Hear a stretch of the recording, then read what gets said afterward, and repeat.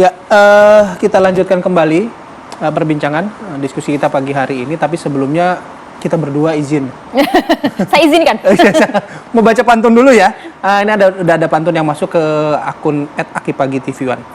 Yang pertama dari Mbu_Dimas. Pergi ke Sukabumi mengunjungi madrasah. Ada Bang Haikal sedang belajar akidah. Cakep. Praktik joki pandemi membuat resah. Waspada manusia nakal kembali berulah. Nah, tidak hanya siapa tadi? Ada Budimas. Budimas, tapi ada juga Nurjana_HJ ini yang bilang, ada anak itik di atas jerabi padi, jumlahnya belasan sedang makan nasi. Nah, bagaimana praktis bisnis Repot ya. Bagaimana tenang. Bagaimana praktik bisnis joki pandemi bisa terjadi? Bukti lemahnya pengawasan dalam vaksinasi. Lah, ini kayak yang ditanya sama Nurjana, pengawasan. Berarti ranahnya Pak Sony. Ke arahnya langsung kita sangkut pautkan ya dengan soal pengawasan dan juga menutup celah ke Pak Sony. Pak Sony, fenomena ini muncul ada supply dan demand. Nah, untuk menutup celah ini Pak Sony agar tidak menjadi fenomena yang meluas, pengawasan, kemudian kontrol di lapangannya, secara teknik ini bentukannya seperti apa nanti Pak? Ya, Mas Bayu, Mbak Aya. Jadi kewenangan di dalam penanganan vaksin ini ada di Kementerian Kesehatan, tapi kami Satgas juga sangat mendukung. Yang pertama begini, kita secara terus-menerus membangun kesadaran tentang manfaat dan pentingnya vaksinasi. Jadi kesadaran itu penting. Kalau dari hasil surveinya BPS pada bulan Juli 2021, itu terlihat bahwa 65,3% masyarakat Indonesia mendukung vaksinasi dengan dasar kesadaran. Jadi ini penting, ada yang dasarnya kesadaran, ada yang dasarnya kepatuhan. Kalau kesadaran, dia tahu manfaatnya, dia tahu pentingnya vaksin. Kalau patuh, itu biasanya karena diperintah pimpinan, ya, karena masukan dari tenaga kesehatan, karena kewajiban administrasi dan seterusnya, itu kepatuhan. Tapi yang kesadaran sebetulnya sudah tinggi. Nah, kita tinggal mendorong yang patuh ini menjadi sadar dan mendorong mereka yang tidak mau itu menjadi sadar juga. Nah, yang tidak mau itu memang lebih banyak karena alasan takut efek samping. Oleh karenanya, informasi pengetahuan itu terus kami berikan walaupun tingkat vaksinasi sekarang juga sudah cukup tinggi. Yang kedua, itu melakukan pengawasan pelaksanaan berlapis di lapangan, ya. Bahkan kalau di luar negeri ya, Mas Bayu, Mbak Aya, itu juga ada joki vaksin di negara maju sekalipun ada joki vaksin. Nah, bahkan di beberapa negara itu dia pengawasannya tanpa foto. Kalau di kita itu kan KTP dengan foto. Sehingga sekarang memang dilihat, ini kan masalahnya orang pakai masker ya, ketika dilihat KTP-nya, petugas juga belum tentu bisa membedakan secara baik. Makanya sekarang beberapa diminta untuk membuka masker apabila kondisinya ada kecenderungan ada perbedaan gitu ya, atau hal yang mencurigakan. Pak Sony, untuk foto ini artinya orang yang akan divaksin kemudian akan diabadikan dulu gitu gambarnya? Bukan, dicek antara wajah, kesesuaian antara wajah dengan foto yang ada di KTP-nya, kan gitu. Nah, petugas ini kan juga bebannya besar juga, sehingga harus seperti di bandara juga loh Mbak Aya, ya kan? Kalau kita mau masuk, diperiksa boarding pass, tapi diperiksa KTP juga. Nah, karena sekarang orang pakai masker, itu bisa saja sulit untuk mengidentifikasi. Makanya diminta untuk membuka sebentar untuk melakukan identifikasi wajah. Lalu kemudian juga kita ini berupaya untuk mengurangi beban vaksinasi di satu lokasi tertentu. Karena satu tempat itu bisa 100 sampai 500 bahkan ya orang yang divaksin. Nah, dengan beban yang banyak tadi tentunya petugas juga kelelahan dan seterusnya. Makanya membagi dalam berbagai lokasi itu juga penting sehingga mengurangi potensi adanya kesalahan-kesalahan seperti ini di lapangan. Terus kita juga melakukan penindakan hukum bagi para pelanggar ini. Kan sudah diproses hukum ya, yang di Pinrang misalkan, yang di Semarang. Jadi sudah diproses hukum dan akan ditindaklanjuti karena memenuhi syarat untuk dihukum secara pidana. Lalu kemudian juga kita mengajak masyarakat berpartisipasi mengawasi di lapangan. Jadi kalau ada hal-hal yang mencurigakan dilaporkan saja. Sekarang juga masyarakat sudah sangat kritis, sudah sangat baik sehingga bisa melaporkan melalui berbagai sarana. Kalau soal faktor ekonomi kan betul sekali, memang joki ini yang sudah kita temukan itu lebih karena motif ekonomi mereka melakukan itu. Iya. Tapi kan sebetulnya pemerintah sudah menyalurkan bantuan sosial juga bagi mereka yang kurang mampu. Jadi kita berupaya terus memperbaiki, dan dukungan masyarakat, kesadaran itu menjadi sangat penting, sehingga partisipasi masyarakat di dalam vaksinasi ini penting. Tadi Bu Erlina sudah mengingatkan ya, bahwa orang bisa saja punya sertifikatnya, tetapi dia tidak divaksin sehingga dia tidak terlindungi dan malah bahaya, gitu, seperti itu. Betul. Ya. Oke, ini masih berhubungan dengan perilaku ya, kebidangannya Pak Sony. Nah, saya mencoba mengandai-andai begitu Pak, dengan ada kasus ini gitu. Biasanya kan masyarakat kita masih ada yang berpikiran gini, dia tuh divaksin berkali-kali nggak apa-apa, berarti saya juga mungkin nanti kalau misalnya gitu, tidak memberikan contoh ya sebenarnya, tapi ternyata kalau misalnya itu juga nggak apa-apa gitu, saya nggak perlu takut. Nah, menapis pemikiran-pemikiran seperti ini gimana Pak Sony?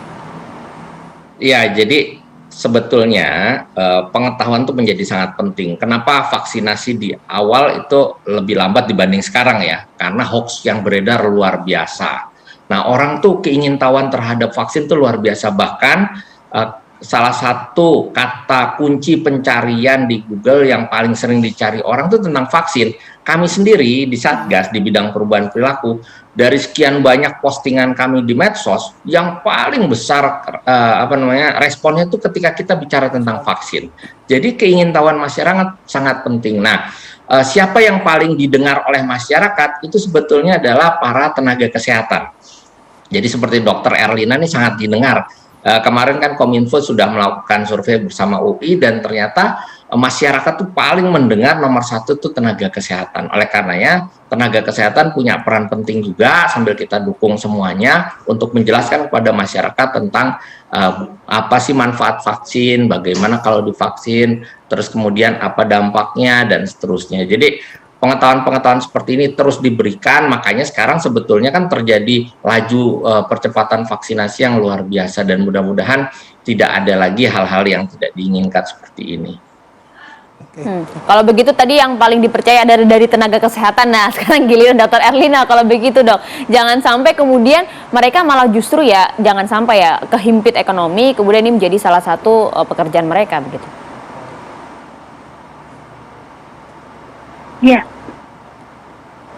saya kira memang karena petugas kesehatan dan juga dokter itu dipercaya, maka saya mengimbau agar semua petugas kesehatan dan dokter ini tidak henti-hentinya, tidak lelah-lelahnya memberikan edukasi kepada masyarakat tentang manfaat vaksin dan kegunaannya, dan berbagai hal tentang vaksin, terutama itu tadi bahwa untuk mendapatkan antibodi yang memadai tidak perlu harus divaksin berulang-ulang sesuka hati, dan satu hal lagi yang penting, kalau Anda tidak divaksin sesungguhnya hanya ingin sertifikat tapi tidak divaksin, itu justru berbahaya, menempatkan diri Anda menjadi orang yang berpotensi untuk mudah tertular dengan COVID ini. Oke. Nah, dalam konteks sekarang nih Dok, dalam konteks penyebaran Omikron gimana Dok? Kalau misalnya sekali lagi apa yang disampaikan oleh Dr. Erlina tadi, jangan sampai kita pura-pura vaksin karena pengen dapat syarat administrasi saja, tapi kitanya sendiri sebenarnya nggak divaksin gitu. Ya, terkait Omikron, saya ingin sekali menyampaikan bahwa data di seluruh dunia menunjukkan bahwa Omikron ini jauh lebih menular dibandingkan varian-varian sebelumnya seperti Alpha, Beta, dan juga Delta. Nah, artinya apa? Artinya sangat mudah orang untuk berisiko tertular dengan Omikron ini. Namun data juga menunjukkan bahwa walaupun Omikron ini mudah menularkan, kalau kita divaksin, ya, jadi sebagian besar data di Afrika Selatan itu bahwa orang yang divaksin tapi tertular Omikron, tetapi keuntungan dari orang yang sudah divaksin ini adalah mereka tidak bergejala. Jadi di sini jelas sekali bahwa vaksin itu ada manfaatnya. Jangan mengatakan, ternyata sebagian besar orang yang terinfeksi Omikron ini adalah orang yang divaksin. Jangan melihatnya seperti itu. Contohnya di Indonesia, orang yang banyak yang positif ini kan pelaku perjalanan. Kita tahu pelaku perjalanan salah satu syaratnya kan divaksin. Nah, tentu saja mereka ini adalah orang-orang yang sudah divaksin. Nah, tetapi kita juga tahu bahwa 80% dari orang-orang yang kemudian terkonfirmasi positif Omikron ini di Indonesia dan bahkan juga data-data luar negeri, mereka tidak bergejala. Hanya 20% yang gejala ringan. Ya, jadi sekali lagi, Omikron sangat mudah menular, maka bentengilah diri Anda dengan vaksin ya. Salah satunya vaksin, tapi protokol kesehatan jangan lupa. Ini adalah kombinasi yang harus kita laksanakan dalam upaya pencegahan vaksinasi, protokol kesehatan yang ketat, ya, kemudian meningkatkan sistem imun tubuh kita.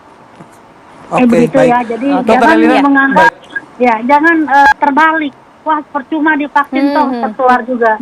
Lihat bahwa walaupun tertular tidak ada gejala. Oke. Demikian. Meminimalisir gejala dari varian Omikron maupun varian lainnya dalam COVID-19 ini ya, Dok. Terima kasih banyak Dr. Erlina, terima kasih juga Pak Sony atas informasi pagi hari ini. Semoga bisa mengedukasi kita semua, jadi kita bisa lebih paham begitu ya. Ya. Terima kasih Dr. Erlina, Pak Sony. Assalamualaikum. Tadi aku boleh pantun nggak? Oh, cakep. Boleh Dr. Erlina. Kaget saya. Kita tahan dulu. Kaget saya. Iya, 2 detik Ternyata- saja. Silakan, Dok. 2 detik saja ya. Silakan, 2 detik. Pak Sony mengunyah siri. Sampai di sini, terima Cakep. kasih. Luar biasa, terima kasih Dr. Erlina. Pak Sony mungkin loh, lagi ke Pak Sony. Udah Pak Sony lagi senyum-senyum aja siap-siap. Pak Sony. mau bikin Nanti pantun. kayaknya Oh, nanti pantunnya japri. Oke, nanti kalau ada kesempatan lagi kita Saya tagih punya lagi ke pantun Pak Sony. juga sebenarnya. Oke, boleh Pak Sony, gimana? Bu Erlina mengunyah siri sampai di sini dan terima kasih. Oke, terima kasih Pak Sony, Dr. Erlina, terima kasih waktunya, Cakep. terima kasih juga pantunnya.